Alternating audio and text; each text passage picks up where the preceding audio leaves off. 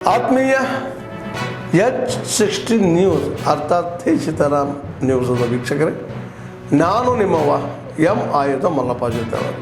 ತಾವು ಈಗ ಸುದ್ದಿಗಳ ಲೋಕಕ್ಕೆ ಎಂಟ್ರಿ ಹೊಡಿತಾ ಇದ್ದೀರಿ.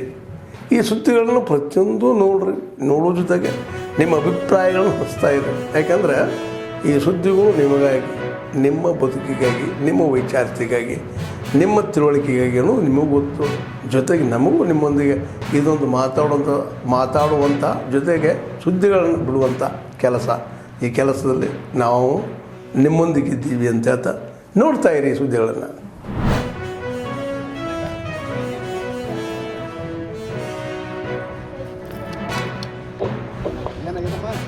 ಚಿಮ್ಮಿಸುವುದರ ಮೂಲಕ ಜೊತೆಯೊಂದಿಗೆ ಆಟಗಾರಿಗೆ ಉಳಿದುಂಬಿಸುವ ಮೂಲಕ ಈ ಒಂದು ಪಂದ್ಯವನ್ನ ಉತ್ತಮವಾಗಿ ಪಂದ್ಯವನ್ನ ಮಾಡಲಿ.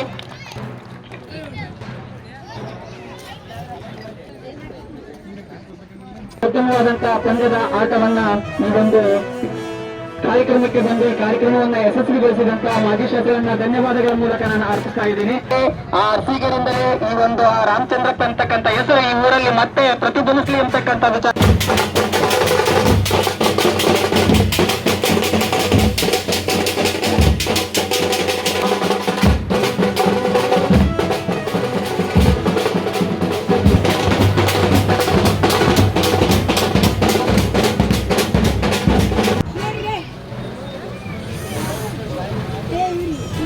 ಗದಗ ರಾಣೆಬೆನ್ನೂರು ಹೊನ್ನಾಳಿ 138 ಕಿಲೋಮೀಟರ್ 902 ಕೋಟಿ ವೆಚ್ಚದಲ್ಲಿ ಕಾಮಗಾರಿ ಈಗಾಗಲೇ ಮುಕ್ತಾಯ ಹಂತದಲ್ಲಿದೆ. ಕಾಮಗಾರಿಯನ್ನ ಕೆಶಿಪ್ ಏಜೆನ್ಸಿ ವತಿಯಿಂದ ಕಾಮಗಾರಿ ಮಾಡ್ತಾ ಇದ್ದಾರೆ.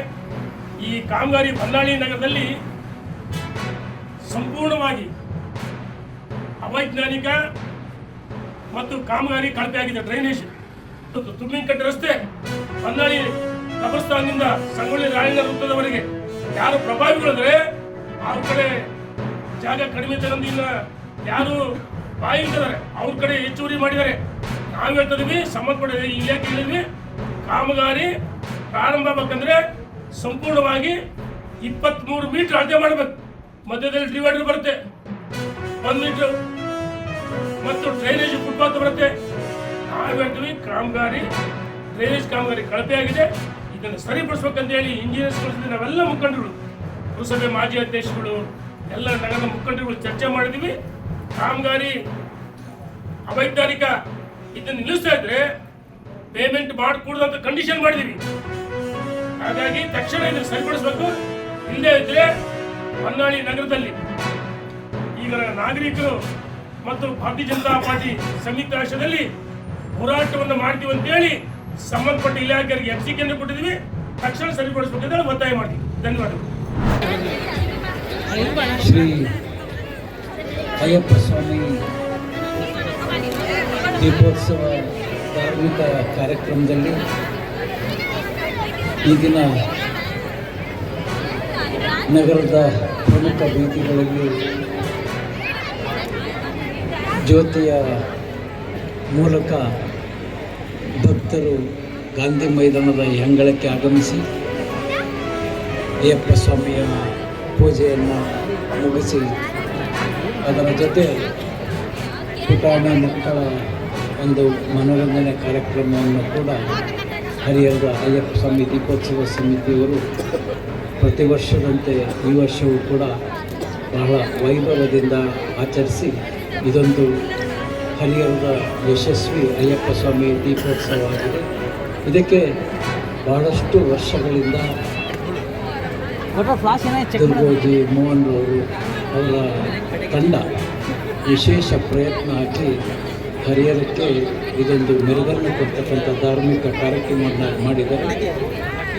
ಅಯ್ಯಪ್ಪ ಸ್ವಾಮಿ, ಹರಿಹರೇಶ್ವರ ಸ್ವಾಮಿ ಇವರ ತಂಡಕ್ಕೆ ಇನ್ನೂ ಮುಂದಿನ ದಿನದಲ್ಲಿ ಬಹಳ ಒಂದು ಧಾರ್ಮಿಕ ಭಾವನೆಯಿಂದ ಅತಿ ವೈಭವದ ಅಯ್ಯಪ್ಪ ಸ್ವಾಮಿ ದೀಪೋತ್ಸವವನ್ನು ಮಾಡುವಂತಹ ಶಕ್ತಿಯನ್ನು ಭಗವಂತ ನೀಡಿ ಅಯ್ಯಪ್ಪ ಸ್ವಾಮಿ ನಮ್ಮ ನಾಡಿಗೆ ಉತ್ತಮ ಮಳೆ ಬೆಳೆಯಾಗಿ ನಮ್ಮ ರಾಜ್ಯ ನಮ್ಮ ದೇಶದ ಸಮೃದ್ಧಿಯನ್ನು ಕಾಣುವಂತೆ ಆ ಭಗವಂತ ಮಾಡಲಿ ಅಂತೇಳಿ ನಮಗೆಲ್ಲ ಅಯ್ಯಪ್ಪ ಸ್ವಾಮಿ ದೀಪೋತ್ಸವದ ಶುಭಾಶಯಗಳನ್ನು ಕೋರಿ ನಾನು ಮಾತು ಮುಗಿಸ್ತೇನೆ.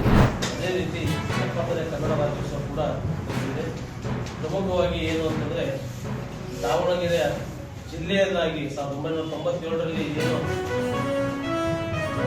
ಸ್ಥಾಪನೆ ಮಾಡಿದ್ರು ಅಂದಿನ ಮುಖ್ಯಮಂತ್ರಿಗಳಾದಂಥ ಜೈ ಪಟೇಲ್ ಅವರ ಮರಣಾಂತ ವೇದಿಕೆ ಅಂತೇಳಿ ಆ ವೇದಿಕೆಯ ಮುಖಾಂತರ ಈ ಒಂದು ಕಾರ್ಯಕ್ರಮವನ್ನು ಆಯೋಜನೆ ಮಾಡಲಾಗಿದೆ. ಸಮಗ್ರ ಕರ್ನಾಟಕ ರಕ್ಷಣಾ ವೇದಿಕೆ ಬರೇ ಹೋರಾಟ ನಾಡು ನುಡಿ ಜಲ ಭಾಷೆಗೆ ಹೋರಾಟಕ್ಕೆ ಅಷ್ಟೇ ಸೀಮಿತ ಅಲ್ಲ ಅಂತಂದೇಳಿ